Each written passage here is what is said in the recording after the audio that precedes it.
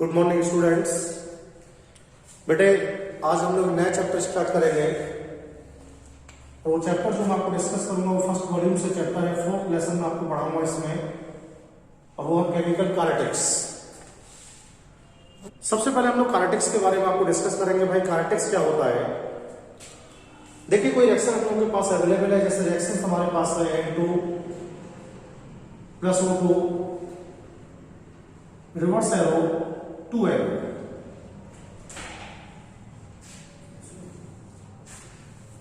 एक simple equation हम लोगों के पास अवेलेबल है, और जो इक्वेशन हम लोगों के पास अवेलेबल है उस पर मैंने टेम्परेचर को चेंज किया है, इस पर मैंने प्रेशर को भी चेंज किया है, इस पर मैंने कंसंट्रेशन को भी चेंज किया है। और जब किसी भी सिंपल रिएक्शन के ऊपर हम लोग टेम्परेचर चेंज करते हैं, प्रेशर चेंज करते हैं, कंसंट्रेशन चेंज करते हैं, तो टेम्परेचर, प्रेशर, कंसंट्रेशन इन सबको चेंज करने के बाद क्या होता है, किसी भी केमिकल रिएक्शन पर एक इंपैक्ट आती है, और वो इंपैक्ट ये आती है कि उस रिएक्शन की जो रेट होती है वो या तो इंक्रीज हो जाती है या डिक्रीज हो जाती है। देखिए भाई अगर इंक्रीज होगा या डिक्रीज होगा तो किसी भी रेट के इंक्रीज या डिक्रीज होने का मीन्स क्या है, उसे आप लोग टर्म पढ़ेंगे रेट चेंज।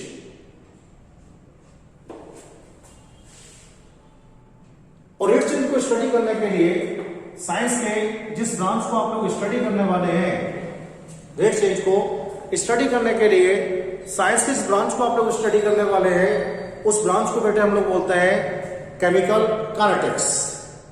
सर ने पूछा आपसे व्हाट इज केमिकल काइनेटिक्स, तो आपको बताना है the branch of physical chemistry that can be used study for rate change is called chemical kinetics, यानी भौतिक रसायन की वह शाखा जिसमें किसी भी रासायनिक क्रिया के वेग परिवर्तन को स्टडी किया जाता है, वेग परिवर्तन को अध्ययन किया जाता है, उसे हम लोग कहते हैं केमिकल काइनेटिक्स। मेरे कहने का मीन्स आपको यह है, देखिए अगर किसी रासायनिक क्रिया पर टेम्परेचर यानी physical factor temperature, physical factor pressure, physical factor concentration, इन सब का चेंज किया जाएगा ना, तो इनके इसके चेंज के बाद क्या होगा, जो इंपैक्ट छोड़ेगा ये, उस इंपैक्ट में क्या होगा, रेट चेंज होगा। रेट चेंज को स्टडी करेंगे काइनेटिक्स में हम लोग।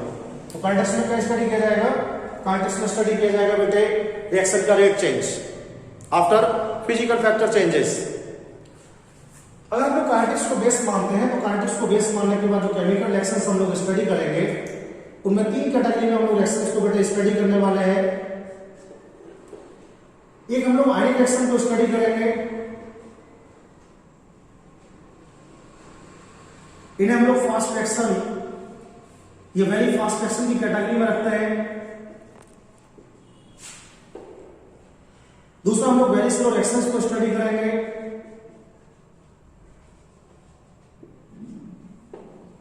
तीसरा हम लोग मॉलिक्यूलर रिएक्शंस को स्टडी करेंगे।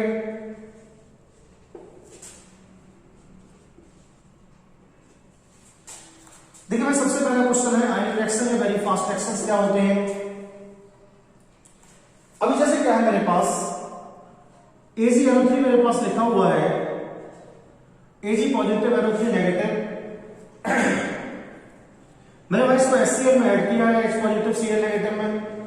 जैसे मैंने इसको ऐड किया है तो HNO3 में कन्वर्ट हो गया है और AgCl में कन्वर्ट हो गया है। तो देखिए इस सेक्शन में क्या हुआ है, इसमें आयनिक इंटरचेंज हुआ है, आप देख सकते हैं इस टाइप से, ये आयनिक इंटरचेंज का प्रोसेस है। दोनों कंपाउंड्स के पॉजिटिव नेगेटिव आयंस क्या हुए हैं, एक दूसरे को इंटरचेंज कर गए हैं। और जब किसी भी केमिकल रिएक्शन में कंपाउंड्स के आयन एक दूसरे को इंटरचेंज कर जाते हैं तो उसे हम लोग बोलते हैं आयनिक रिएक्शन, उसे हम लोग बोलते हैं आयनिक रिएक्शन, हम लोग उसे कहते हैं। दूसरा होता है वेरी स्लो रिएक्शंस।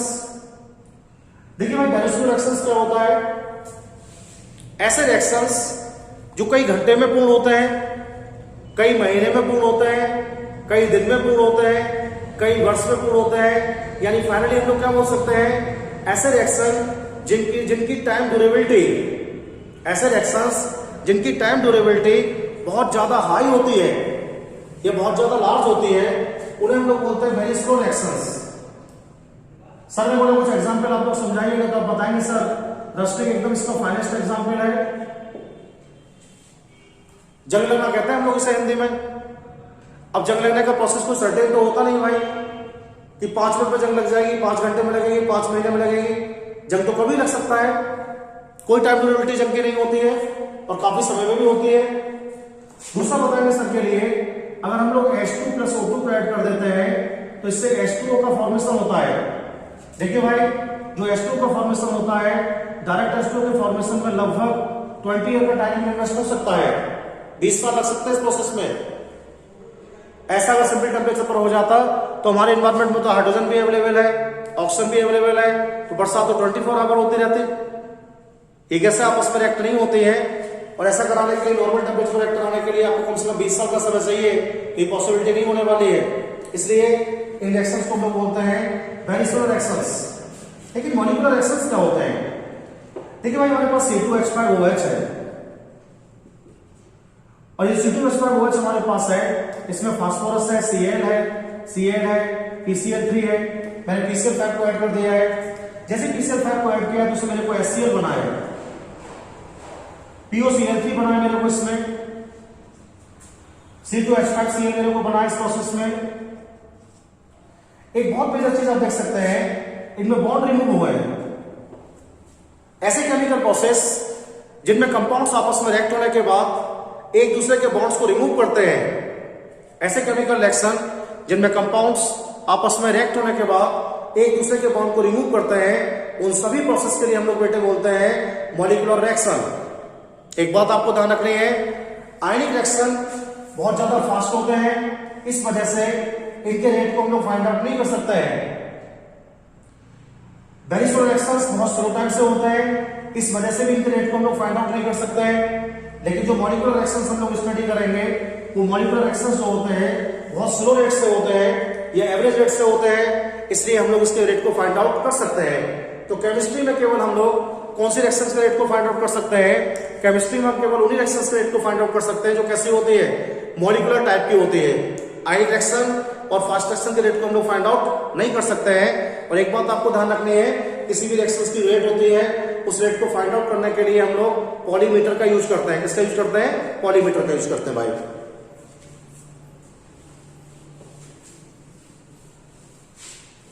देखिए, हम आपको बताते हैं काइनेटिक्स के बारे में आपको समझा दिया है भाई। काइनेटिक्स में हम लोग रेट चेंज को स्टडी करने वाले हैं, और काइनेटिक्स के आधार पर हमने आपको बता दिया कि रिएक्शन कितने टाइप से पॉसिबल है, ये भी बता दिया कि रिएक्शन में 3 टाइप से पॉसिबल है। अभी हम आपको बताते हैं कि रेट ऑफ रिएक्शन क्या होता है।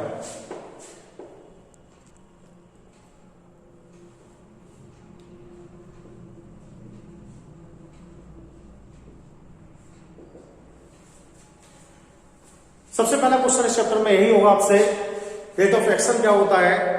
तो रेट ऑफ रिएक्शन के बारे में आपको डिस्कस करेंगे। जैसे क्या है, एक रिएक्टेंट हमने आपको प्रोवाइड किया है भाई, ये इसको आपने बी में कन्वर्ट किया है, आप इसे प्रोडक्ट मान सकते हैं।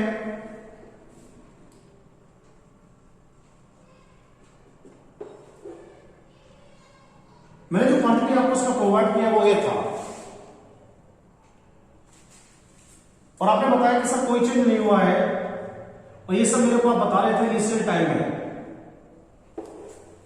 प्रारंभिक समय मेरे को आपने बताया। मैंने कुछ समय के बाद आपसे पूछा तो आपने बताया सर कुछ क्वांटिटी चेंज हुई है। मैंने आपको पूछा कब चेंज हुआ है, तो आपने बताया फाइनल टाइम में चेंज हुआ है, और आपको बताना है ये हो जाएगा आपका E-x। तो सबसे पहला क्वेश्चन क्या पूछा मैंने आपसे? सबसे पहला क्वेश्चन पूछा मैंने भाई, आपके पास जो कंसंट्रेशन चेंज हो रही है, देखिए ए था हमारे पास, एक्स इसमें से कन्वर्ट हो गया, E-x रह गया। तो मैंने आपसे पूछा कि ए की कंसंट्रेशन कुछ चेंज हुई है, तो आपने बताया सर एक्स चेंज हुई है। मैंने पूछा कितने टाइम में चेंज हुआ है, तो आपने बताया सर कंसंट्रेशन टाइम के साथ चेंज ही हो रहा है। और जब किसी भी केमिकल प्रोसेस में concentration with the time change होता है, जब किसी भी केमिकल प्रोसेस में concentration with the time change होता है, तो उसे बोलते हैं हम लोग rate of reaction. The concentration change with the time in chemical reaction is called rate of reaction. किसी भी रासायनिक क्रिया में समय के साथ जब सांद्रता परिवर्तित होती है, किसी भी रासायनिक क्रिया में समय के साथ जब सांद्रता परिवर्तित होती है, तो उसे हम लोग बोलते हैं रासायनिक क्रिया का वेग, या क्रिया का वेग हम लोग उसे कहते हैं।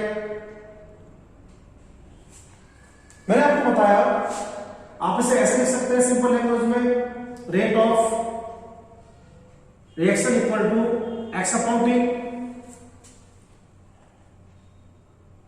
लेकिन मैंने आपसे पूछा आप ऐसे भी तो लिख सकते हैं कि at constant temperature the ratio of change concentration and time, at constant temperature the ratio of change concentration and time is called rate of reaction.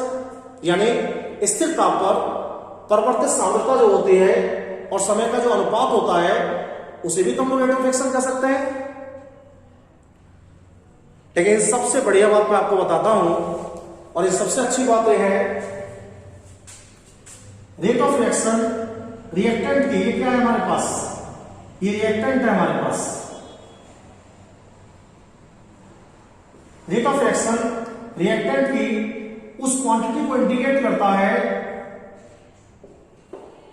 Rate of reaction reactant की उस क्वांटिटी को इंडिकेट करता है जो कि unit time में, जो कि यूनिट टाइम में किसमें कन्वर्ट हुआ है, प्रोडक्ट में कन्वर्ट हुआ है।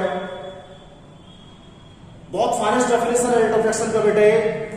जब भी कोई हमसे पूछेगा तो हम यही बताएंगे उसके लिए, रेट ऑफ रिएक्शन रिएक्टेंट की उस क्वांटिटी को इंडिकेट करता है, रेट ऑफ रिएक्शन रिएक्टेंट की उस क्वांटिटी को इंडिकेट करता है जो कि यूनिट टाइम में प्रोडक्ट में कन्वर्ट होता है, यूनिट टाइम में प्रोडक्ट में कन्वर्ट होता है। देखिए सबसे इंपॉर्टेंट सवाल क्या है, सबसे इंपॉर्टेंट सवाल यह है कि भाई किसी भी समय किसी केमिकल रिएक्शन का एक पर्टिकुलर टाइम में तो फाइंड आउट नहीं हो सकता है, तो हम लोग क्या करने वाले हैं, हम लोग ये करने वाले हैं, इसे फाइन क्वांटिटी को निकालेंगे और फाइन चेंज को निकालेंगे तो क्या हो जाएगा, ये हो जाएगा आपका rate of reaction equal to dx upon dt, dx upon dt। एक बात आपको स्पेशली ध्यान रखनी है, देखिए अभी क्या हुआ, जैसे मैंने पूछा रिएक्टेंट क्या है हमारे पास, रिएक्टेंट की जो रेट होती है वो ऑलवेज विल बी नेगेटिव, क्योंकि रिएक्टेंट प्रोडक्ट में कन्वर्ट होता है। तो रिएक्टेंट की रेट को जब हम लोग नोट करते हैं तो रिएक्टेंट की रेट को नोट करते समय क्या करते हैं हम लोग, नेगेटिव नोट करते हैं, और जब प्रोडक्ट की रेट को नोट करते हैं तो पॉजिटिव शो करते हैं, क्योंकि उसकी कंसंट्रेशन क्या होती है, बढ़ती है। और हम लोग क्या पढ़ते हैं, लॉ ऑफ मास एक्शन को हम लोगों ने स्टडी किया है, लॉ ऑफ मास एक्शन को जो हम लोगों ने स्टडी किया था उसमें हम लोग स्टडी किए थे कि dx over dt always proportional c, यानी किसी भी केमिकल रिएक्शन की जो रेट होती है वो कंसंट्रेशन के प्रोपोर्शनल होती है। तो जब रेट कंसंट्रेशन के प्रोपोर्शनल है तो इसका मीन्स क्या हो गया, भाई रेट जब कंसंट्रेशन के प्रोपोर्शनल है तो इसका मीन्स हो गया कि कंसंट्रेशन बढ़ने पर रेट बढ़ेगी और कंसंट्रेशन घटने पर रेट घटेगी। तो रिएक्टेंट की कंसंट्रेशन क्या हो रही है, कम हो रही है आपकी, तो इसकी रेट क्या होगी, कम होगी। इसी का लिखते हैं हम लोग, जब रिएक्टेंट रेट हम लोग नोट करते हैं तो लिखते हैं minus D A upon D T, और जब लोग प्रोडक्ट रेट को नोट करते हैं तो लिखते हैं RP equal two plus D P upon D T. ये बात बेसिकली आपको ध्यान रखनी है, किसी भी केमिकल रिएक्शन में रिएक्टेंट की जो रेट होती है वो ऑलवेज आपको नेगेटिव लगानी है और प्रोडक्ट की जो रेट होती है वो आपको ऑलवेज पॉजिटिव लगानी है। अगर हम रेट ऑफ रिएक्शन के लिए लॉ ऑफ मास एक्शन से कनेक्ट करते हैं तो क्या होगा, देखिए रेट ऑफ रिएक्शन को हम लोग लॉ ऑफ मास एक्शन से कनेक्ट करेंगे तो हम लोगों ने क्या स्टडी किया था अभी हम लोग बेटे आपको बता रहे थे कि dx ओवर dt जो होता है वो c होता है। तो कंसंट्रेशन क्या है आपके पास इसमें, a माइनस एक्स है, क्या लिख पाएंगे तो हम लिख पाएंगे dx over dt, dx over dt directly proportional a minus x. अगर प्रोपोर्शनल क्वेश्चन को हटाएंगे तो हम लोग क्या लिख सकते हैं बेटे, dx over dt directly proportional की जगह आप लगा सकते हैं यहां पर k a माइनस एक्स। अगर ये कंसंट्रेशन कांस्टेंट होगी तो जैसे मान लीजिएगा a माइनस एक्स को हम लोग 1 मान लेते हैं तो क्या हो जाएगा फिर ये आपका हो जाएगा dx over dt equal to k into 1, और ये आपका हो जाएगा dx upon dt equal to k।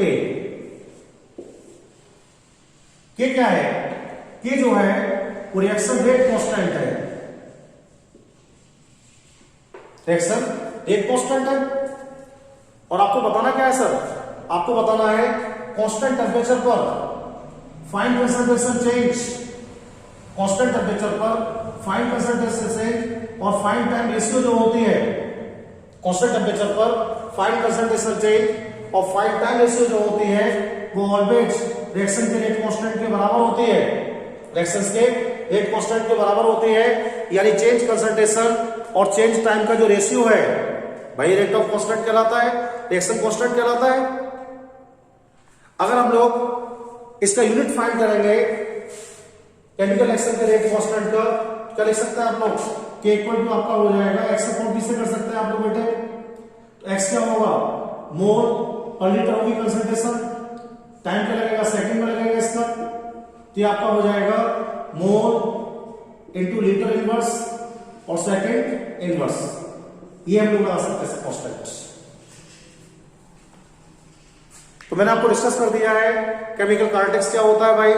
Chemical kinetics के आधार पर केमिकल रिएक्शन को कितने टाइप से हम लोग डिवाइड कर सकते हैं। और सबसे इंपॉर्टेंट बात मैंने आपको बताई है कि जिस वजह से हम चैप्टर आपको डिस्कस करेंगे रेट ऑफ रिएक्शन के बारे में, मैंने आपको बता दिया है चेंज कंसंट्रेशन टाइम के साथ अगर हो रहा है तो वो रेट ऑफ रिएक्शन है। और रेट ऑफ रिएक्शन रिएक्टेंट को अमाउंट्स को भी डिस्कस करता है जो यूनिट टाइम में किसमें कन्वर्ट होता है, प्रोडक्ट में कन्वर्ट होता है। मैंने आपको बता दिया है dx/dt इक्वल टू k होता है, जिसमें k क्या होता है, रेट कांस्टेंट होता है बेटा। क्या होता है, रेट कांस्टेंट होता है, ये हम लोग लिख सकते हैं हम लोग। देखिए दूसरा टॉपिक आपको डिस्कस करेंगे इसमें हम लोग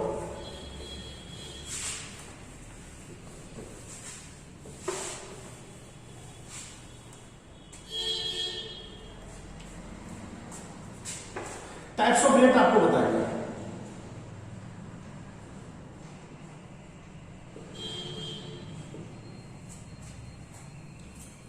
देखिए दो तरह के रेट को हम लोग डिस्कस करेंगे। पहला जो रेट हम लोग डिस्कस करेंगे आपके लिए वो आपको बताएंगे एवरेज रेट के बारे में। आप एबी से आप शुरू करेंगे इसे, और हिंदी में हम लोग इसे बोलते हैं औसत वेट कहते हैं भाई हम लोग इसे। और दूसरा हम लोग बताएंगे आपके लिए RINT के बारे में, इंस्टेंटेनियस रेट हम लोग इसे बोलते हैं, इंस्टेंटेनियस रेट हम लोग इसे बोलते हैं। तो किसी भी रासायनिक क्रिया का जो वेग है वो दो तरह से हो सकता है। देखिए भाई किसी भी रासायनिक क्रिया का वेग एक तो औसत हो सकता है जिसे हम लोग क्या बोलते हैं, एवरेज रेट बोलते हैं, और दूसरा रासायनिक क्रिया का वेग इंस्टेंटेनियस हो सकता है जिसे हम लोग तत्क्षणिक वेग कहते हैं। तो सबसे पहले क्या डिस्कस करेंगे आपको, सबसे पहले आपको डिस्कस करेंगे कि एवरेज रेट क्या है, एवरेज रेट क्या है, और इसके बाद आपको डिस्कस करेंगे तत्क्षणिक वेग क्या होता है। जैसे कर्व हम लोग अपने पास से देखो भाई,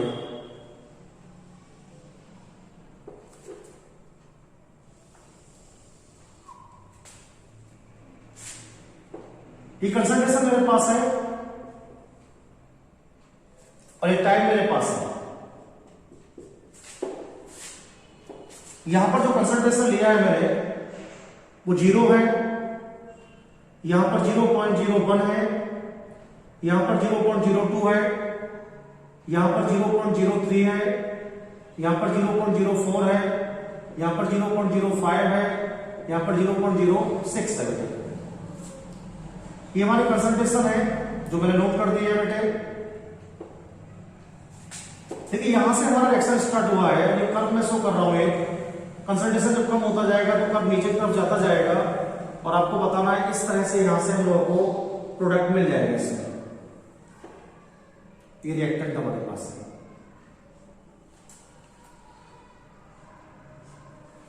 स्लोप क्या शो करेगी, स्लोप शो करेगी माइनस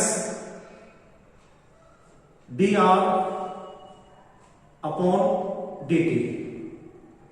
रिएक्शन रेट है, रिएक्शन रेट। देखिए जब कभी एवरेज रेट को हम लोग फाइंड करते हैं तो दो बातें ध्यान रखते हैं भाई। दो कंसंट्रेशन आप सेलेक्ट करेंगे। सपोज कीजिएगा मैंने एक कंसंट्रेशन सेलेक्ट किया है 0.04 और एक कंसंट्रेशन मैंने सेलेक्ट किया है 0.02। ये पहला कंसंट्रेशन है, इसे मैंने x1 ले लिया है बेटे। ये दूसरा कंसंट्रेशन है, मैंने इसे x2 ले लिया है। पहले कंसंट्रेशन का जो टाइम है मेरे पास वो 5 मिनट है। दूसरा जो टाइम मेरे पास x2 है वो 10 मिनट है। ये जो है वो T1 मेरे पास है, ये जो है वो T2 मेरे पास है। इसके बाद और भी बहुत सारे टाइम होंगे, 15 होगा, 20 होगा, 25, 30, 35, 40, 45, इस तरह के बहुत सारे टाइम लगे होंगे इस पर। दो टाइम और दो कंसंट्रेशन से जिस रेट को फाइंड किया जाता है, दो टाइम और दो कंसंट्रेशन से जिस रेट को फाइंड किया जाता है उसे हम लोग बोलते हैं एवरेज रेट। जिस रेट में आप दो कंसंट्रेशन यूज करते हैं और दो टाइम यूज करते हैं उसे हम लोग क्या बोलते हैं, एवरेज रेट हम लोग उसे बोलते हैं। और आप कैसे निकालेंगे एवरेज रेट के लिए भाई, ये हो जाएगा आपका R A B equal to x2 minus x1 upon T2 minus T1। भाई आर ए बी कितना हो जाएगा, आर ए बी हो जाएगा आपका 0.04 माइनस 0.02 अपॉन 10 माइनस 5। ये आपका हो जाएगा आर, इसे हटा दीजिएगा आप। R A B equal to आपका क्या हो जाएगा 0.02 upon 5, 0.02 upon 5 mole litre inverse और सेकंड इनवर्स। देखिए ध्यान रखना, ये माइनस में आया ना वैल्यू, तो हमारा रेट क्या होगा, रिएक्टेंट की रेट होती है वो माइनस ही होती है। और ये वैल्यू क्या है आपका माइनस में आएगा, माइनस सॉरी उल्टा लग गया, ये होगा 0.02 माइनस 0.04, ये होगा। तो ये आपका मीन्स क्या हो गया सर, इसका मीन्स हो गया कि आपने कम वाले में ज्यादा वाले को माइनस किया तो माइनस ही आएगा, और माइनस आपका रिएक्शन रेट है तो माइनस माइनस क्या हो जाएगा, प्लस का हो जाएगा। क्या हो जाएगा, प्लस का हो जाएगा। और ये हो जाएगा R average equal to 0.02 upon 5, 0.02 upon 5 हम लोग इसे कर सकते हैं। तो ऐसे हम लोग औसत वेव को फाइंड कर सकते हैं जिसमें दो टेम्परेचर आपके पास हो और दो कंसंट्रेशन आपके पास हो। नेक्स्ट वीडियो में आपको डिस्कस करूंगा तो मैं आपको बताऊंगा इंस्टेंटेनियस रेट के बारे में। Thank you.